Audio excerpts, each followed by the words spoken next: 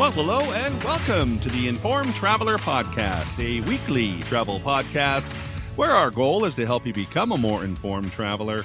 And I'm your host, Randy Sharman. Travel expert Onanta Forbes continued her cruise around the British Isles and Northern Europe last week, so we'll catch up with her on this week's show to see what she's been up to. Plus, have you ever thought of doing or have done an escape room experience while on vacation? It's a growing trend where hotels are offering that right on site, so we'll talk to Laura Hawkins. She's the president of Gamemasters Escape Solutions, the people behind that trend. But first, let's kick things off chatting with travel expert Onanta Forbes, who joins us each week to talk about the latest travel news, trends, and travel tips in general. You can follow her on Instagram, Facebook, and X at Onanta Forbes. OnantaForbes.com is her website. Hello, Onanta. Last time we chatted, you were cruising around Ireland. So where are you now? Right. So I'm coming to you on board the Oceana Vista, and we're right in the middle of our journey. So I still have another week of cruising ahead. And right now I'm cruising out of Copenhagen. But since I last talked to you, I think I was in Derry. My next stop was Ullapool in Scotland. And this is where we went to the Corrie Shallot Gorge, which is just outside of Ullapool. And we actually hiked through this spectacular highland landscape. Now, when I say hike, you do have to be pretty fit, but you don't have to be, like world-class Olympic hiker out there. You can do it. It's not very long. It's carved out by the River Droma. And then it has beautiful, dramatic rock formations and falls. There's a suspension bridge that you get really wonderful views into the gorge. Crossing on the suspension bridge, there's only 6 people at a time to go across. They do have signs, but it's interesting how people just don't know how to read sometimes. But it was a good experience. So what happens if more than 6 cross? Does it break? Well, I don't want to know that, but yeah, I guess, right. I think more than 6 people can cross, but it's just for safety, right? At the end of the day, because it's a pretty far drop. And it was nice to be outside, to get a little exercise and walking through the destination. Again, we had to tender, but it wasn't a huge tender. Many of our tenders were no more than 15 minutes, and we are very blessed that it wasn't rocky or stormy or anything. It was a pretty calm crossing. And then from Ullapool, the next day we continued north and we went to Scrabster. And this is where we experienced a highland walk again, right from the ship, actually. And we were able to go on some pretty amazing landscapes and very much seeing, like, in the States, you see geysers. This is where we were able to see it because the ocean would splash against the rocks. And over time, it just carved out the cliffs. And it's very, very beautiful, like with the wind and such. And you can actually see the Orkney Islands from where we were. So again, it's a good reminder when you're looking at your excursions to base it on how you like to travel and how you like to experience the destination. If you enjoy walking, look for these active experiences. They'll tell you what kind of mobility you need. And don't automatically choose a coach tour. Yes, you might want to think of the weather, but sometimes that's just part of the adventure, the weather. Just dress accordingly, right? Yeah, exactly. Right. And then the next day, we went to Invergordon, which is a gateway to the Highlands. And this is where we visited Dunrobin Castle.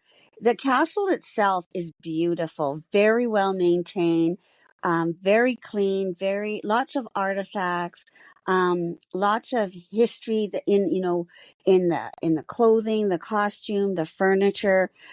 But what was pretty impressive were the gardens. Formal gardens that stretch towards the water. It has a really great setting and a lovely opportunity to walk around. They do have a falconry display there was 3 or 4 different falcons that were had a little show that you could go and see. It was really it was interesting, very, very interesting, because that's a part of their history as well. Mm-hmm. And then After Scotland, we went to Norway and we arrived in Kristiansand. And it is a lovely place after Scotland. It combines a historic center, very colorful wooden buildings, and a beautiful waterfront. We enjoyed walking around the city. Some of the highlights was their old town with traditional white wooden houses and an old fish quay with restaurants and a waterfront atmosphere. So I would say you don't always have to take an excursion. You can very easily explore independently. Sometimes you don't know that though till you get there. I have to admit that because sometimes you don't know what you don't know. Exactly. Always, but you I was can just going walk to at say this that. Yeah, you can walk at this destination, have lunch. There was a really nice way, like a pedestrian street. You could go shopping. For my shopping friends out there, great sales are on right now, so I'm enjoying that aspect of it. And yeah, it was a great way to get a feel for Norwegian life without having really a complicated excursion. Not that they're complicated, but having to queue up, go here, go here. You could just do it at your leisure. Nice. So then afterwards, like in between all that, we did have one day at sea, which I did experience the spa. And I like that as part of my voyage. And also, it was a good way just to sleep in one day because you tend to get up early when you are in port because you don't want to miss anything. But it's also your holiday. You do need to relax and just enjoy, right? Well, And I was then just going to say it's nice to break up if you're in ports every day because it can wear you down too. So it's nice to just relax for you're a day at so sea. right. Actually, my partner said the exact same thing. He goes, "Yeah, I kind of like this day because there wasn't an agenda. Maybe that's the right way to put it." Right. So then yesterday we arrived in Copenhagen in Denmark. And that's one of the real advantages of this itinerary. It's an overnight stay. So we arrived in the morning and had the day, evening, and additional time today to explore.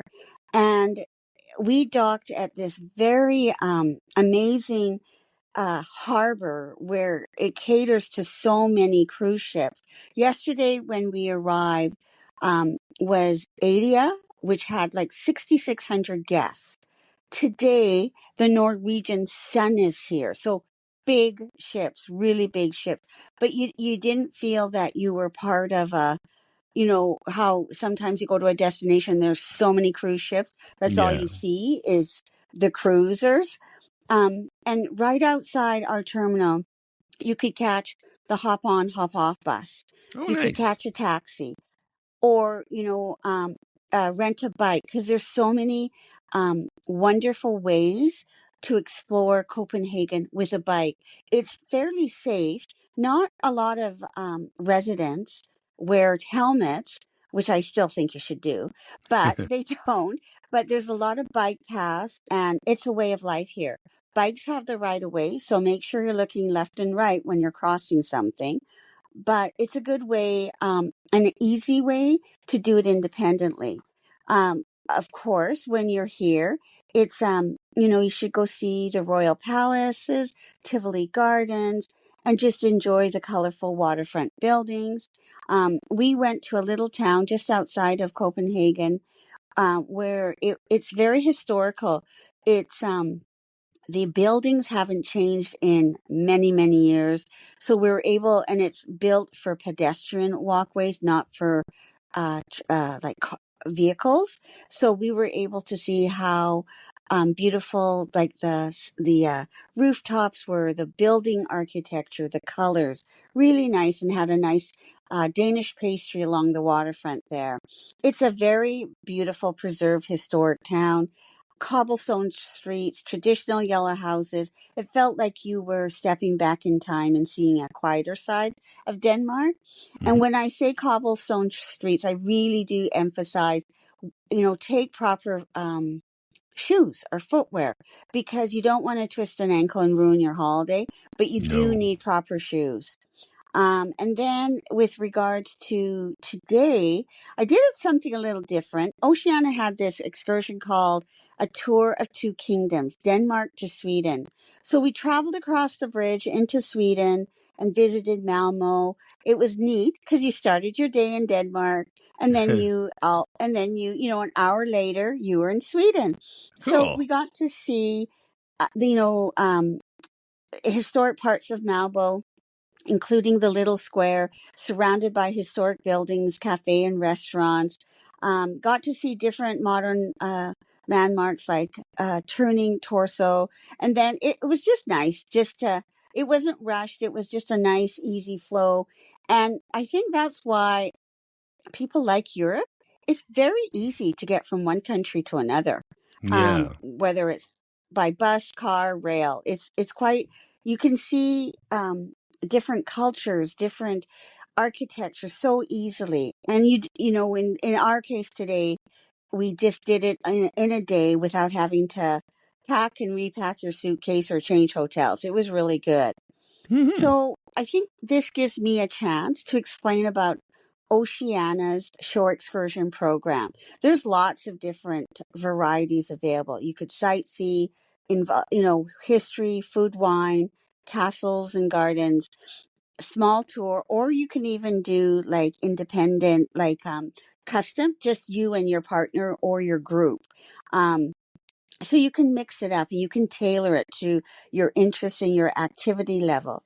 Oceana has a Your World Included program, and this includes benefits such as it's a credit, and it's like you could put it towards specialty dining, shipboard gratuities, Wi-Fi, and then depending on the applicable offer, guests can have a choice of complimentary wine and beer or shore excursion credit.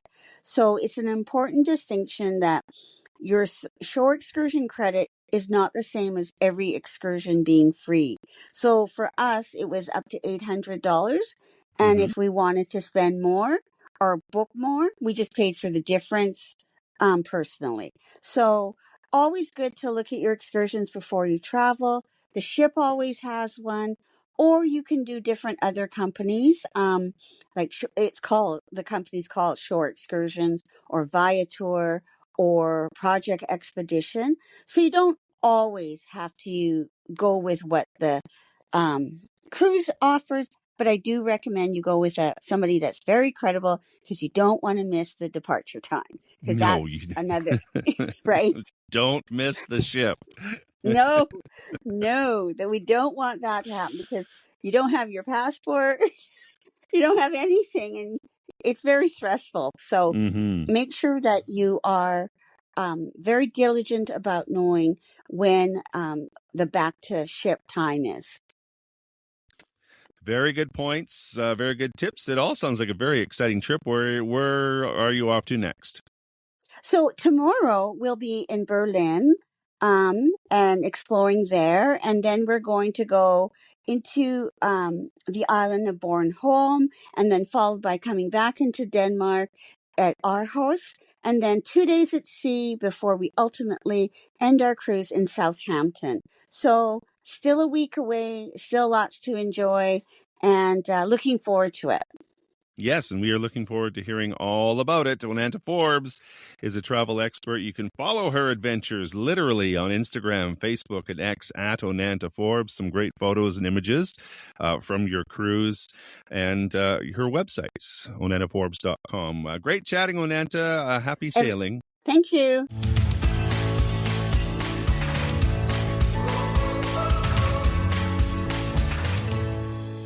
This is the Informed Traveler Podcast. I'm Randy Sharman. Just want to remind you of our website, theinformedtraveler.org. That's where you can find our contact page if you have any questions or comments about the podcast.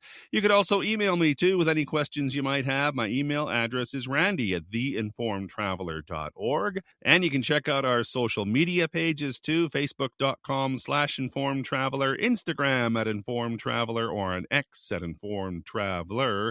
That's where you'll find a number of videos and photos from our recent and past interviews and stories. Plus, you can sign up for our monthly newsletter. It's released at the beginning of every month. Our August issue is now available. Just go to our website, theinformedtraveler.org, click on the newsletter button, and it'll take you right there, or you can subscribe to it and have it arrive in your inbox each month. Well, have you ever thought of doing or have done an escape room experience while on vacation? Well, there's a growing trend where hotels are offering that right on site. So joining me now to tell us more about it is Laura Hawkins, president of Gamemasters Escape Solutions, the people behind that trend. And their website is gamemastersescapes.com. Hi, Laura. Hello there. Tell me a little bit about Gamemasters, how you got started and what you do. Well, we were traveling in Europe in 2014, my family and I, and we played an escape room. Well, we played our first one in Dublin, then we played in Athens, and then we played in Paris. And by that time, we were completely hooked on escape rooms. They were new to us, and so it was just a very exciting time. So we came back here and opened our own escape room facility with 2 rooms. We now have 14 rooms in 3 locations. So it became quite an obsession for us. And early on, escape rooms were really just coming into North America at that time. We realized that how popular they were and how fun they were. And we started to create rooms that we could sell to other people, usually entrepreneurs who wanted to get into the escape room business. Cool. Then what happened is that we sold to a hotel in Massanutten, Virginia. Mm-hmm. And it just exploded there. They bought one, and then they bought another one, and then they bought another one, and started shoehorning the escape rooms into every available space they had, including kicking some people out of their offices, because they're so popular with guests and a new revenue stream for the hotels. So we started to focus a little bit more on specifically marketing our product, our escape rooms, to hotels and resorts. Yeah, that's the tie-in with travel. I think some people might be thinking, what do escape rooms have to do with travel? But there it is. I have to admit, I've never heard of hotels offering escape rooms as a form of entertainment. But what a great idea. Well, realistically, we sold 2 rooms to the Atlantis Resort in the Bahamas, which, if you're familiar with it at all, is a huge resort with a giant water slide park and a million things to do, but they had this vacant space in the lower level of one of their towers, and we completely reimagined it. We completely transformed it from a big empty space doing nothing into a very vibrant amenity for their guests, and it's pretty close to sold out all the time. That's amazing. Yeah. So you have the Atlantis in the Bahamas. Where else? Yes. Well, generally speaking, we're still with entrepreneurs. We're trying to get into the hotel market because we believe that's a good amenity for hotels to have. So we're in the Chelsea Hotel in downtown Toronto, again, Massanutten, Virginia, but we're just really getting started. We started getting into that concept just before COVID, and then that sort of delayed us for a while, as you can imagine. Mm-hmm. And so we're just starting to get back into it now. I would think it'd be a great activity on a cruise ship. Have you contacted any cruise lines? There are several cruise lines that do have escape rooms in them. We haven't gone down that road, but there are some that have them. There's quite a few hotels that have escape rooms as well. Oftentimes, what happens is the escape room company goes into a hotel and runs them themselves. But because I'm very certain that the hotels can manage them themselves, I think it's a better idea for them to do it. For example, we've been talking with a hotel resort in Greece, and they have an entertainment crew at that resort, and they're going to have no trouble whatsoever in running the rooms. They're not difficult to run, so it's a low staff cost, and there's not perishables, so they're not having food waste and things like that. Once the rooms are up and running, they basically are very, very easy to operate themselves. I would think so. We should say that you are located in Winnipeg, where you have your Gamemasters Escape rooms. So what makes a good escape experience? Okay, I've never done it. So our rooms in Winnipeg are called Enigma Escapes. Okay. What makes a good escape room? Yeah. Well, I usually, and you say you haven't played yet, ever? No. you really must rectify because it is just so much fun. It's a little bit, in some ways, I think of it as playing a slot machine, because when you solve a puzzle that you've been struggling with, you get an adrenaline rush. You get an actual chemical reaction in your body when you solve something. And it's just the most fun you can have. Like I say, with hotels and resorts, somewhere along the line, someone came up with the idea of putting spas into hotels, or perhaps, golf courses attached to the resort. But the thing about an escape room is it's all ages, it's families. It's definitely appealing to corporate teams, because it's very team building. You're not playing against each other. You're playing with each other against the room, against the clock, basically. Oh, yeah. So okay. It's quite a draw for corporate groups as well. So what makes a good escape room? We have a wide variety of different types of puzzles, so that if you have a larger group playing, the different types of brains will come up with different solutions to work towards the solution of the puzzle. And then you have a task that you're given right at the beginning, and you may need to escape the pirate's brig as an example, or, we have so many of them. It's, I can reel off, we have something like 20 different rooms now, different adventures. In one of them, it's called Top of the Charts. You have to create a number 1 hit before the devil takes your soul, sort of thing. Anyway, that's another one. So we try to keep them really fresh and different. An adventure. In our case, I hate to spoil any surprises, but in our case, all of our games have multiple rooms.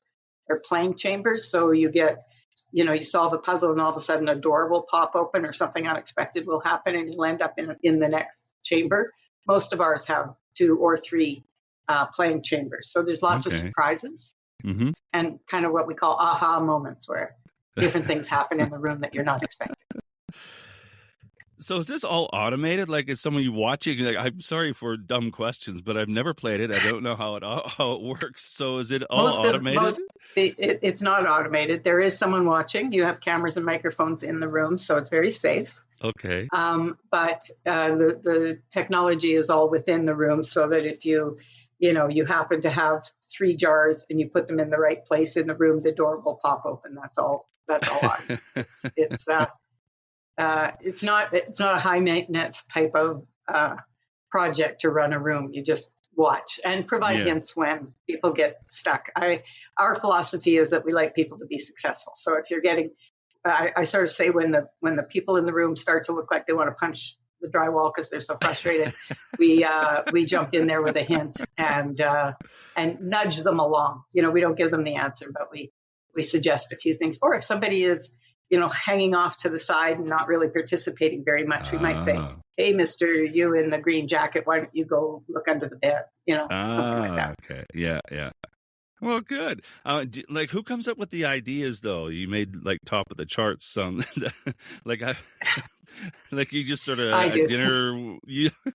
Yeah. I'm my background is in advertising. I had an ad agency for 30 years. So again, when we played our very first game in Dublin, it was a very, very rudimentary game. Like compared to our rooms are quite elaborate now. But back then, this was a very, very simple game. But at one point, I opened a closet door and walked through it, left my husband and daughter behind. And that was just such an exciting moment, that I had vanished. And so, it really tickled us a lot. And then we became kind of obsessed with playing more and more games. We've played a lot of games in our time. We've traveled a lot, and we've played in Prague and in Rome. We've played in Thailand. We've played a lot of escape rooms in our time. It's one of our favorite things to do. So. Well, it sounds like it. And these are timed events, right? Like you have so much time. 60 minutes, usually, almost always, 60 minutes. But here's an example. Like we're off to France and Italy in September, and I'm trying to find the right hotels, right? And not to offend anyone, but I tend not to use a travel agent. I tend to do that searching myself. And it's actually kind of frustrating to look at, a dozen hotels in Venice, for example. And they all look kind of the same, this one you have a canal view, or in this one you've got this, and you're basically trying to make a decision about this important part of your life where you're going to go on this vacation, and the hotels are very similar to each other.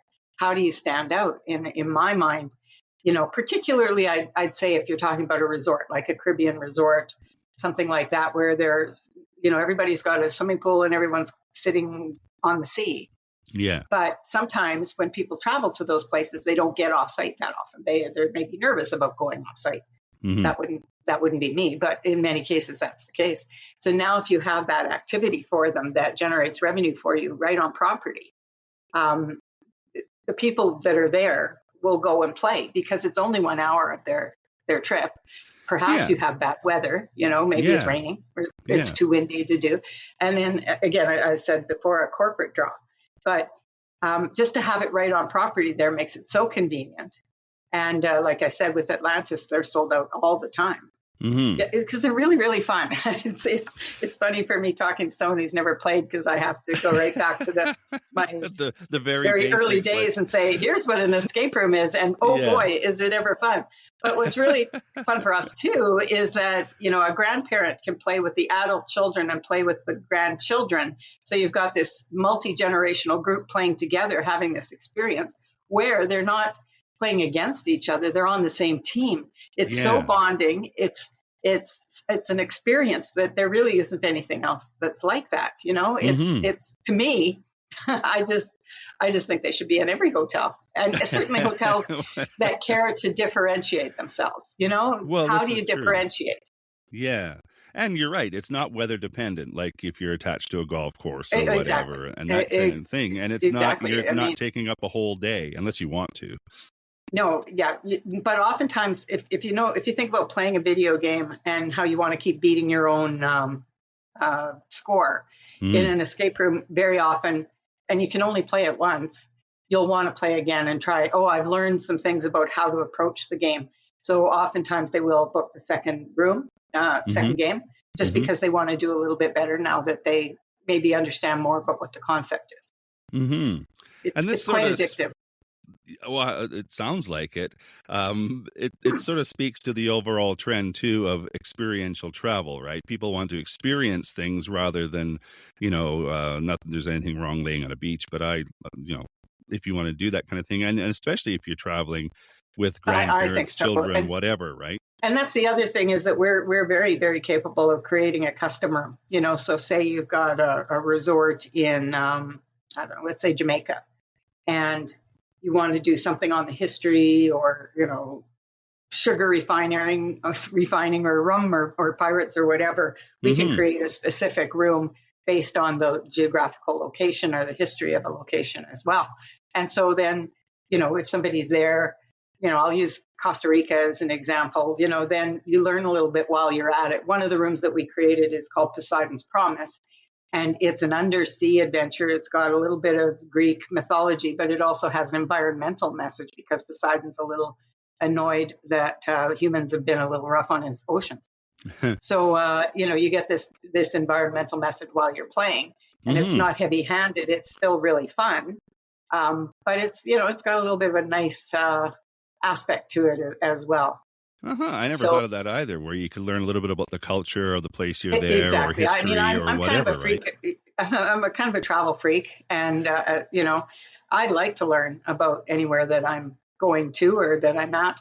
And an escape room is a fantastic way to provide that to guests. It's really, really fun, and the hotel makes money. And so it's kind of a win-win situation. Like I said, very easy to run and very safe. Sometimes people aren't as comfortable leaving a resort. That's the way some people travel, and here's a way for them to have this super fun activity. Again, it only takes an hour. If you're there for 7 days or whatever, 1 hour is no big commitment. Yeah. I sometimes say too, maybe dad's off golfing and he comes off. That's chauvinist on my part, but so they're off golfing. They come back and then they do this activity with the kids together, and it kind of offsets that a little bit. And you're right. Like, it doesn't take any skill. Like, you don't have like golfing takes some sort of skill, literally, if you're going to enjoy it anyway. It takes there's no skill involved. It's skill just at all. Yeah. But seniors can do it, and seniors do a lot. It doesn't require any physical drain on you or anything. And it's important that people know too that you're never locked in the room. That's just doesn't happen. Yeah. So you're always able to leave the room anytime. It's not a claustrophobic situation. And plus there's people, watching you at all times. So, if you have any issues, you can always say them out loud. There's microphones in the room and kind of keeping an eye on things. Get me out of here. I'm done. Yeah, they can always. That's never happened, though, I bet. You know what? I used to get questions like that from people. They say I'm claustrophobic, and I go, you don't have to worry. We've never, ever, ever had someone have a problem in the rooms, ever. And we've been operating here for 11 years. Nice. Cool. Well, what a great concept. Like I said, I've never heard of this idea. Yeah. And we also, I should say, have holiday season rooms, our Christmas rooms. And here, they're definitely sold out all the time because people look for, different things to do during that season. They've got time on their hands and they're looking for festive activities. And I always say, if you're in a tropical location and you've taken your family down to, let's say, Jamaica, and it's December 24th or something like that, and you're feeling you've lost the magic of Christmas a little bit because you're looking at palm trees and the ocean, then you go into this, one of them is called reindeer games, and it's all reindeers and elves and snowmen and polar bears, and at the end you turn on the northern lights, the aurora borealis, so it's magical that way. Oh, cool. And you bring that magic of Christmas to an off-site place where you may be laying around a pool or playing in the sand. So I really love the holiday season rooms for hotels as well. Yeah, we have scary rooms. We have some scary ones for Halloween season. Yeah, that's what I mean. Like you could switch popular. Over, right? You could switch. Doesn't take much to switch. Yeah, we do that here. Seasonally. We have an Alice in Wonderland room that changes into reindeer games at Christmas time. So. Well, what a cool idea. Laura Hawkins is the president of Gamemasters Escape Solutions. You can find out more information on their website, gamemastersescapes.com. And if you're in Winnipeg, you can check out one of their escape rooms, Enigma, in Winnipeg. So great chatting with you, Laura. Thank you. Thank you very much. I enjoyed it.